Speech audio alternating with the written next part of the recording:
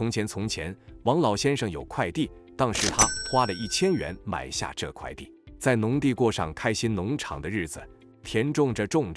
有天，一群穿着西装、自称是银行家的人，拿3000块来问他要不要把地给卖了。这3000块可是不知道要经过几次收成才能拿到的。王老先生听说附近有些闲置的农地也已经被收购了，农地的价格已经越来越高，但他农夫当得好好的，最后还是没有把地卖出。过了几年，王老先生的孙子接连出生，为了养家需要扩张农场的范围，但农地此时已经被炒作到5000块了。银行家听说他想买地，又再次提出了邀约，但这次是要借钱给他去买地，因为5000块实在不是他负担得起的价格，最终他也只能接受这个提案。虽然每个月都要偿还贷款，但农场的产量确实提高了，所以王老先生对于现况也很满意。直到有一天，银行家宣布贷款的利率提高，造成王老先生无力偿还贷款，最后破产，被迫贱卖农地。最终银行家用1000元都不到的价格收购了他的农地。大家好，我是麦门，这里是分享如何投资全球各大股市，不盯盘不短冲，只赚大波段的频道。前面说的故事就是当今金融巨鳄美国政府最爱用来掠夺财富的手段，俗称剪羊毛或称割韭菜。模式通常就是先投入大量热钱到某国市场里，形成泡沫经济。当大家开始依赖作为货币霸权的美元时，透过控制利率、抽走热钱的方式来造成市场紧缩，泡沫也随之爆破，然后再用超低价收购那些被迫贱卖的资产。不得不说，这招实在是太聪明了。在2战以后，全世界吹起反殖民的号角，过去那种武力胁迫的方式，经济成长有限，效果不好，又会被讨厌。现在发展中国家却是都苦苦哀求美国能够看上自己的发展潜力，投入资金帮助国家成长，却不知道等着自己的是被收割，经济又再次衰退的结局。最终赢家一直以来都只有美国和他背后的资本家集团。在投资市场里，相信大家对这样的手法也不陌生，这不就是主力吸筹码、到货、甩轿的惯用手法吗？割韭菜的模式都一模一样，没有新梗。但为什么这招用了几百年了一样管用？因为永远有无数的韭菜投资总是跟着感觉走，并不会去汲取教训。相反的，想象你如果有开天眼，主力偷偷在干什么勾当，你都能看得一清二楚，你自然就不会自己投入大量资金去帮主力抬轿，只需要跟着主力的步调买进卖出，这就是最轻松最好赚的投资方式。讲回今天的世界格局，美中之间从贸易战打到金融战，另外，美元持续走强，维持高利率不降息，但同时日币大贬，这背后隐藏的就是剪羊毛跟国际货币战争。如果你对投资理财观念很有兴趣，或是想学习股票、期货、美股、比特币、ETF 等金融商品的波段投资方法，你可以在这部影片左下方点赞，这部影片就会存在你 YouTube 记录里，以后你想复习的时候就不会找不到了。系统演算法也会推荐你其他同类型的影片，让你方便学习。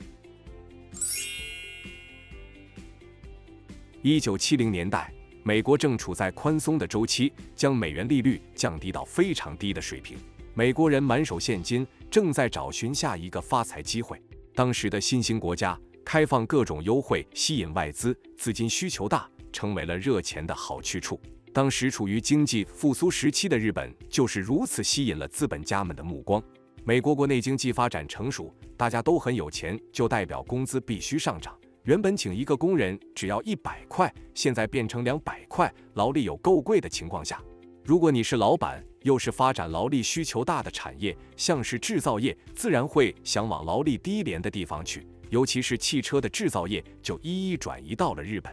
而日本人的工作机会变多了，当然也很开心。之后，美国的资本家持续在美国国内以低利息介入大量美元，然后去新兴市场国家投资，或是用美元兑换成当地货币，然后再购买低风险债券，赚取中间的利差。同时，由于资金的涌入，这也将导致新兴市场国家的货币升值，资产价格上涨。很多时候，这些热钱还会通过购买股票或与房地产相关的金融衍生产品，追求更高的回报率。但是这样一来，当涌入的资金远远超出经济发展的实际需求，就会把资产价格推高至泡沫化。此时，一般的小国家很难解决这个问题，通常为了阻止泡沫破掉，只能提高利率来降低货币流动性。当然，在日本的例子里，那时候日本已经被推到成为世界第2大经济体，不至于只能手足无措地调高利率。但这时候，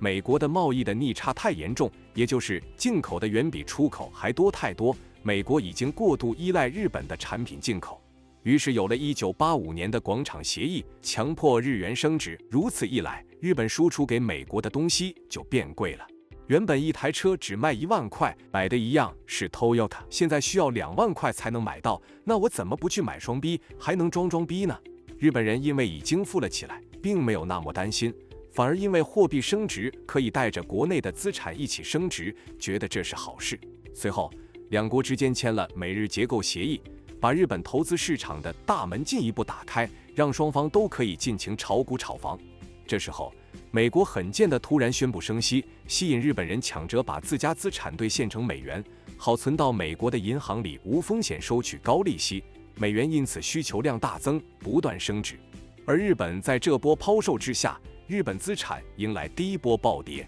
日本政府为了阻止钱一直流入美国，只能跟着宣布升息。但没想到，原本日本国内那些贷款来炒股炒房的人，一遇到升息就受不了，还不出贷款了，只能继续抛售手中的资产，迎来第2波暴跌。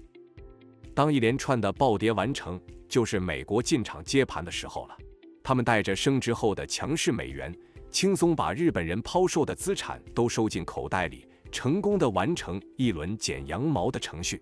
经历了这段收割，日本陷入长期的通货紧缩，货币政策一路从近零的利率到干脆搞个负利率，就是要国人别再存钱，希望能刺激消费。但本就谨慎的小日本民族性，好像在吃了这个大亏之后，变得更加小心翼翼了。而且维持折负利率跟通货紧缩习惯了，日本人反而更不敢消费，因为他们知道明天买东西搞不好比今天更便宜了。一个个都是延迟享乐冠军，但冲动消费虽然对你个人理财是魔鬼，对国家经济而言却是活力。加上泡沫破灭后生育率大减，高龄化严重，中间的消费阶层消失，内需消费都像睡着了一样，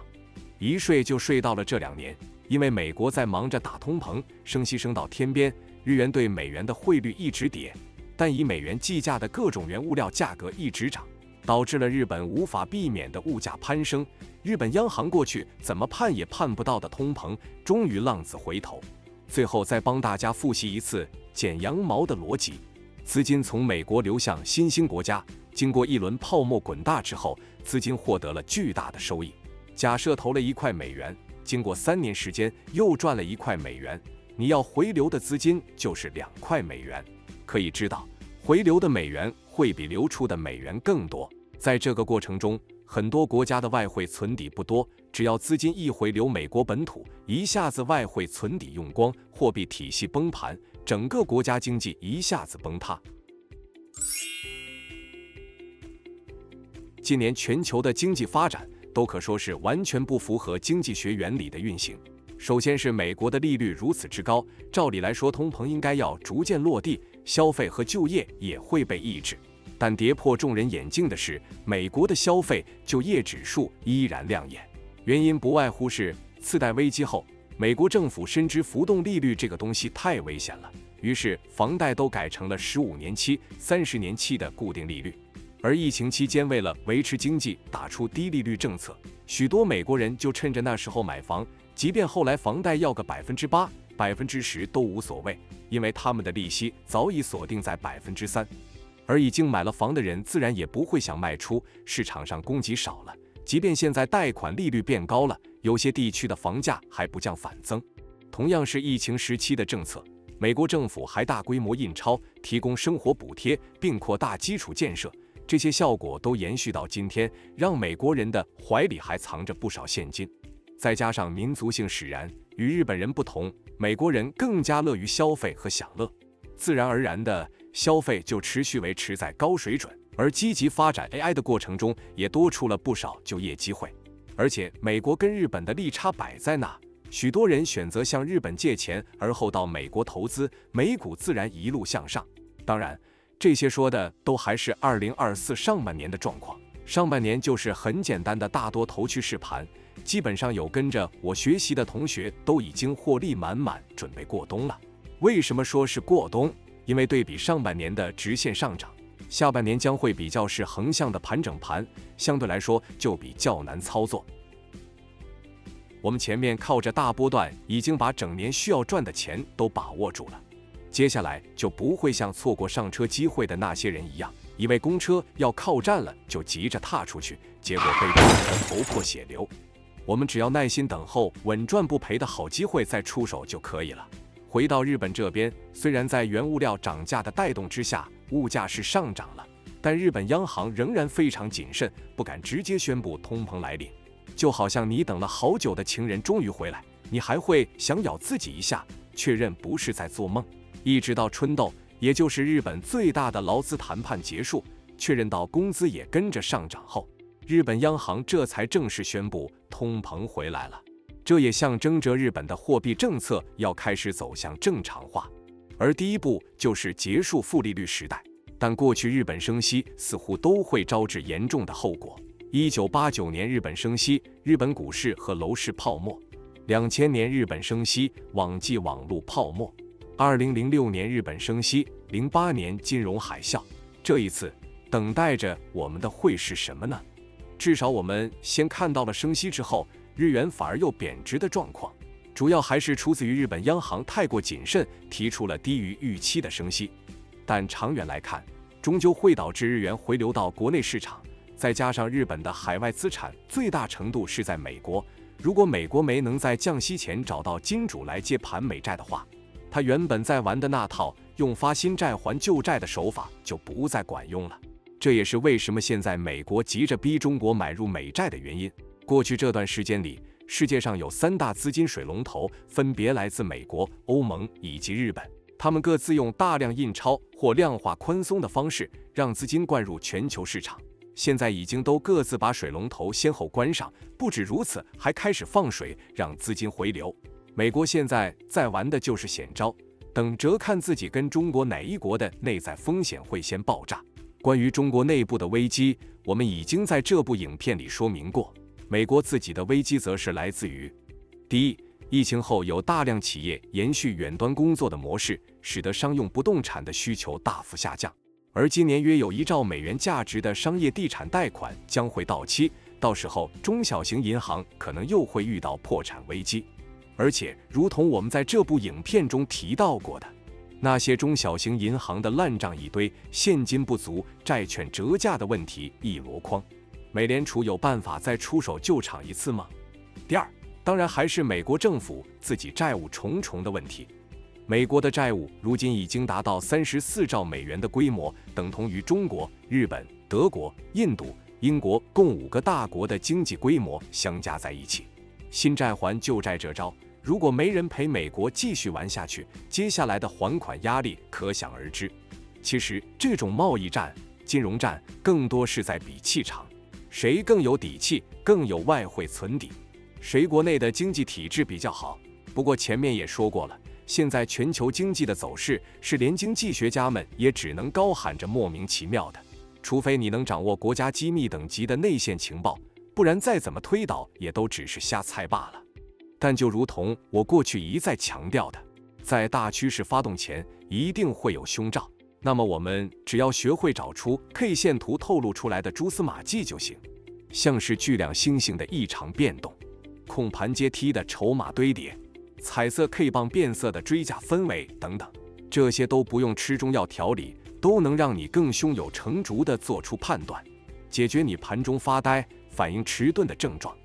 再来就是准备好一套赚赔比漂亮的交易策略。我们玩的是高报酬、低亏损的高盈亏比模式，以5月9日到15日这一周的700点波段为例，验收成果500点的打1， 400点的打2， 200点的打3。在台指期结算前一周，学员们利用这些固定的交易策略，获利400到500点以上的人占大多数。工作比较忙，偶尔才下几单的人，也有获利个200点以上。这些都是真实的回馈。而接下来具体要如何操作，方法都藏在资讯栏的连结里了，你都可以复制我的交易策略，做出趋势发动时的100点波段代表作。辛苦可以一阵子，而不该是一辈子。不盯盘不短冲，只做趋势盘，这是我的理念。如果你认同，请记得订阅和开启小铃铛，就可以收到最新的影片哦。